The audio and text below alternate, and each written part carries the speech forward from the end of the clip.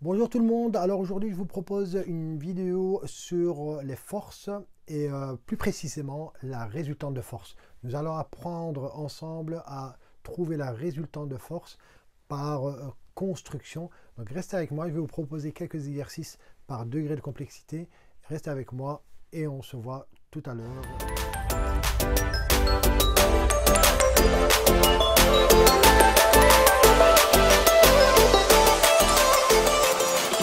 Voilà le premier exercice, donc je vais aller par degré de complexité, hein. Je vais aller vraiment du plus facile au plus difficile. Alors je rappelle qu'une force est une grandeur vectorielle, elle se représente par un vecteur, et donc qui dit vecteur dit direction et sens. Donc j'ai besoin pour la force d'une direction et d'un sens.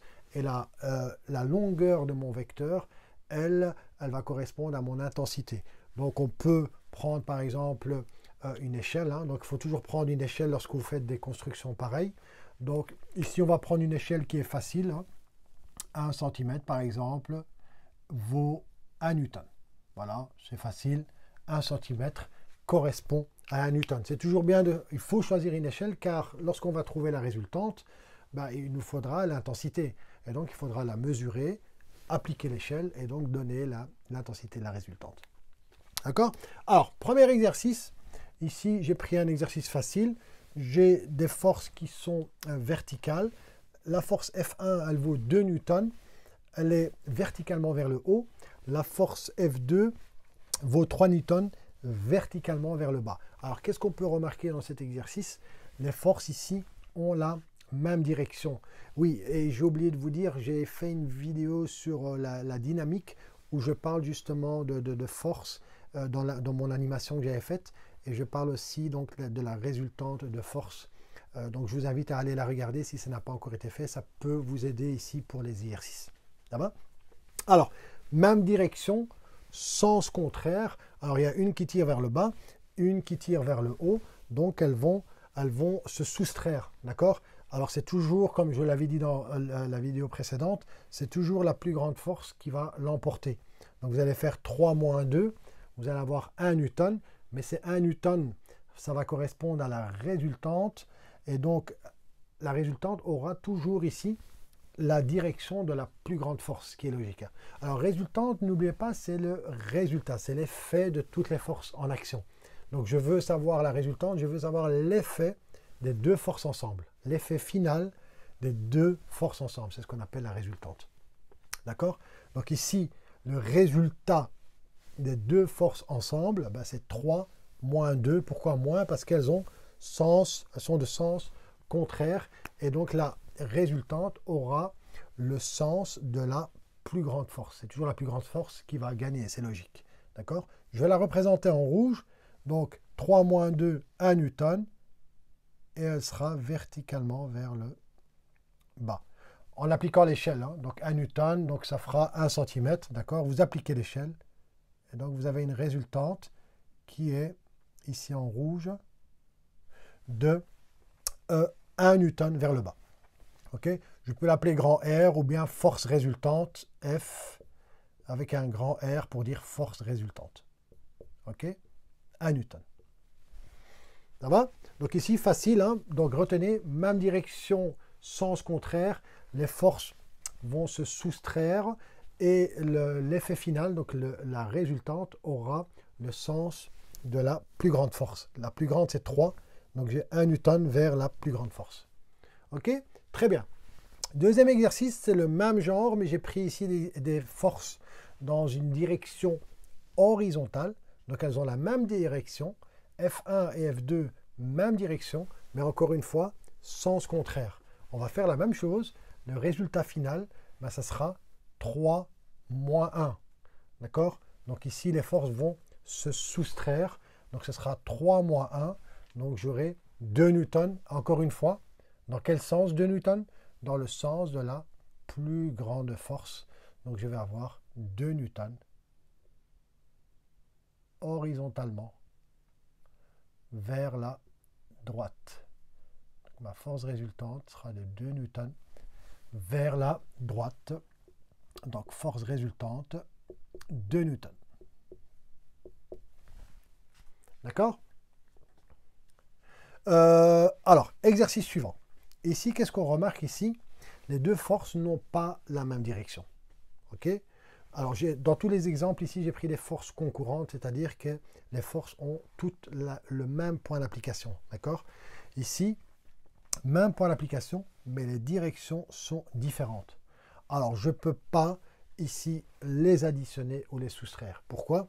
Car la force résultante, c'est toujours une somme vectorielle. Ici, nous allons additionner des vecteurs. On ne va pas additionner les intensités. Ici, je pouvais les faire, je pouvais le soustraire, car la direction était la même, tandis qu'ici, la direction n'est pas la même.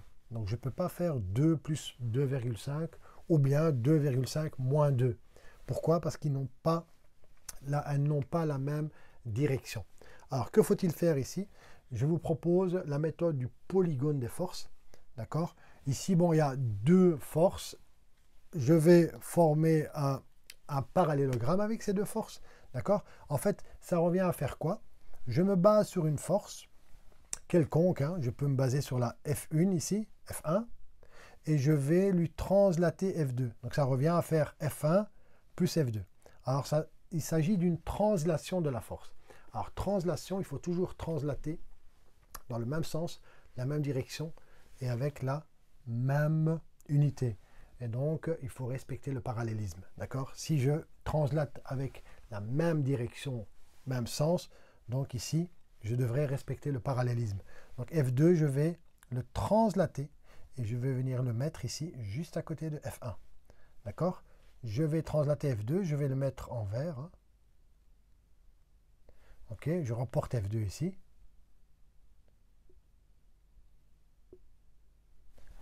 OK? Je peux l'appeler F2', hein, c'est le F2 translaté. Hein. OK?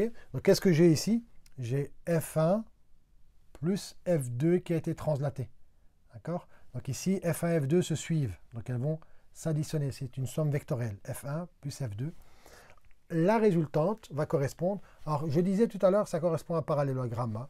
Donc, ici, vous pouvez, si vous fermez ici, ça vous fait un parallélogramme. Oui, je dois aller un peu plus loin ici. OK. Voilà.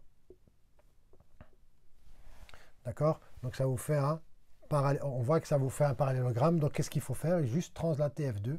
Vous avez F1, F2. Et la résultante correspond ici à la diagonale, la grande diagonale de mon parallélogramme.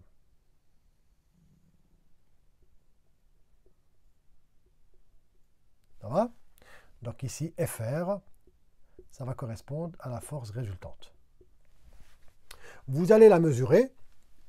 D'accord? Ici, je ne vais pas le faire, hein, mais vous allez mesurer votre force résultante et vous allez mettre combien ce qu'elle vaut en newton.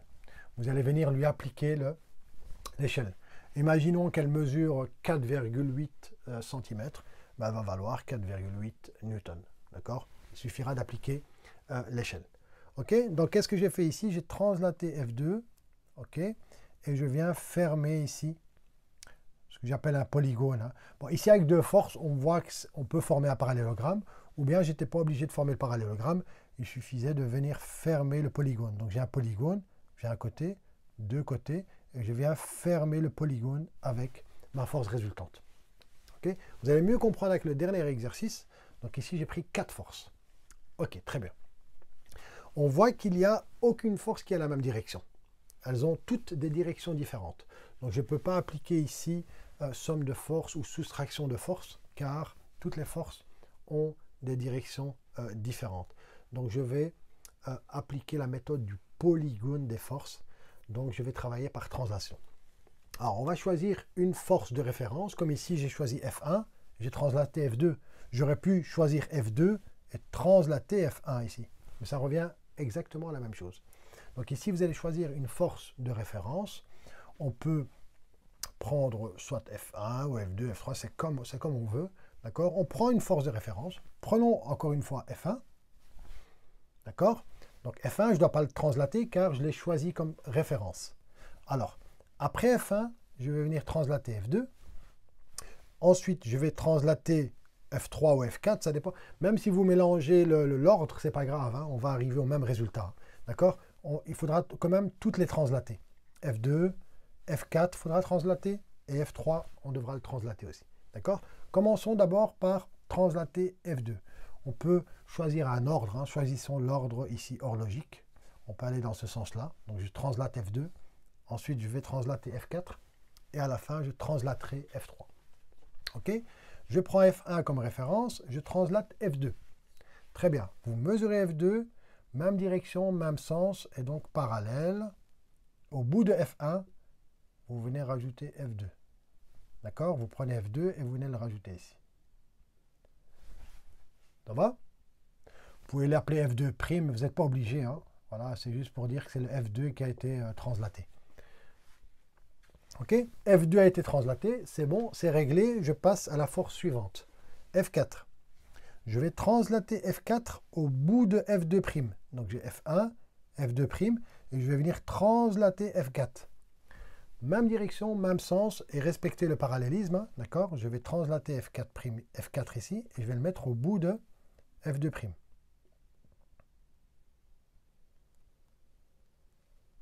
Ça va? Vous prenez la longueur de F4, il faut respecter l'intensité, hein, donc la longueur. Hein. Voilà, j'ai translaté. Donc j'ai translaté F4 ici au bout de F2'. Je vais l'appeler F4'. Ça va? F2 a été translaté, F4 a été translaté, il me reste F3. F3, je vais translater, même direction, même sens, en respectant le parallélisme. Très bien, je vais respecter le parallélisme ici. OK.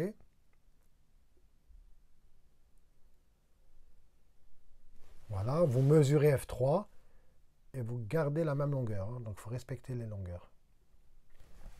OK, ça c'est le F3'. Donc, récapitulons. Je me suis basé sur F1. Je ne l'ai pas translaté. Ensuite, je suis venu translater F2 sur F1 ici, au bout de F1, qui est là, F2'. Ensuite, j'ai translaté F4 sur F2', au bout, F4'. Elles doivent se suivre, les forces. Hein. Donc F1, F2, F4. Et puis, je suis venu translater F3 au bout de F4' ici. Le F3 translaté ici. Ça va? Donc, on voit bien qu'il y a un polygone qui s'est formé. Regardez. Un polygone qui a 4 côtés ici. 1, 2, 3, 4. Étant donné qu'il y avait 4 forces, donc mon polygone a 4 côtés ici. Mais mon polygone est ouvert ici, si on remarque. Voilà, 1, 2, 3, 4. Mais il faudrait venir le fermer. Alors, qui va venir fermer ce polygone? C'est ma force résultante. C'est ma résultante. Toujours, étant donné que les forces ont le même point d'application, alors ma résultante aura le même point d'application. Et elle va venir fermer, ici le polygone et rejoindre la dernière force à laquelle je suis arrivé.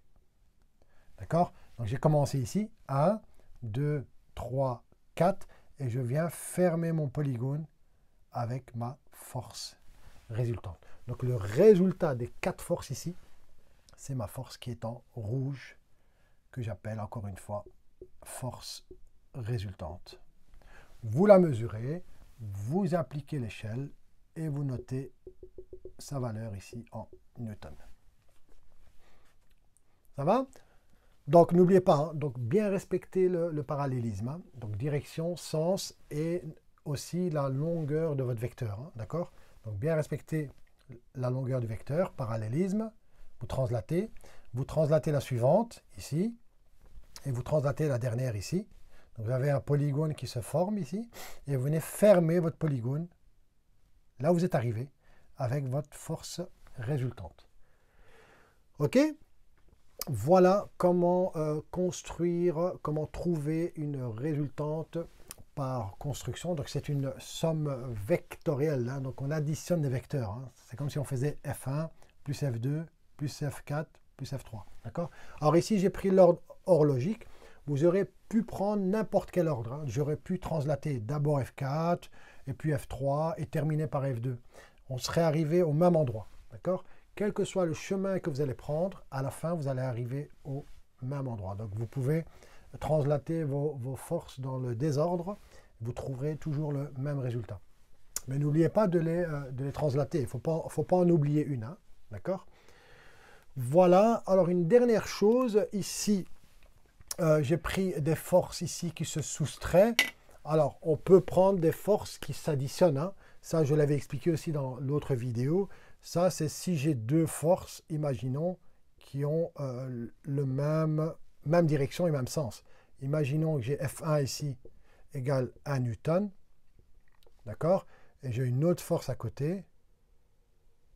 J'ai une autre force à côté qui est égale à 2 Newton. D'accord? Et elle part du même point d'application. Donc, qu'est-ce qu'on peut dire ici? J'ai une force qui est verticalement vers le haut, F1, 1 Newton, et j'ai une force F2 verticalement vers le haut, 2 Newton. Donc ici, elles ont non seulement la même direction, mais elles ont le même sens. Premier cas, deuxième cas, c'était des sens contraires, il fallait les soustraire. Ici, elles ont le même sens, donc elles vont s'appliquer dans le même sens. Donc elles vont être complémentaires, donc elles vont s'additionner cette fois-ci. Elles vont s'additionner, donc vous allez faire 1 plus 2, vous allez avoir 3 newtons en tout. Donc ici, le résultat final, la résultante va valoir 3 newtons. Elle va partir aussi du même point d'application, et vous allez rajouter, à 2 newtons, vous allez rajouter le 1 newton pour faire 3 newtons. Ça va? Ça sera votre force résultante qui va valoir 3 newtons. OK? Donc, même direction, même sens, les forces s'additionnent. Même direction, sens contraire, les forces vont se soustraire et la résultante sera toujours du même sens que la plus grande force. Et dans les cas un peu plus difficiles, ici, où les forces n'ont pas la même direction, là, vous devez procéder par construction, par polygone des forces, comme je l'ai expliqué, par translation. D'accord? N'oubliez pas d'appliquer votre échelle à la fin et vous trouverez non seulement la résultante, et en plus de ça, son intensité. Voilà, la vidéo est terminée. N'hésitez pas à me laisser des commentaires si vous avez des questions. Et allez regarder aussi la vidéo que j'ai faite sur la dynamique où j'explique aussi les forces, mais sous forme d'animation. Prenez soin de vous et je vous dis à très bientôt. Au revoir.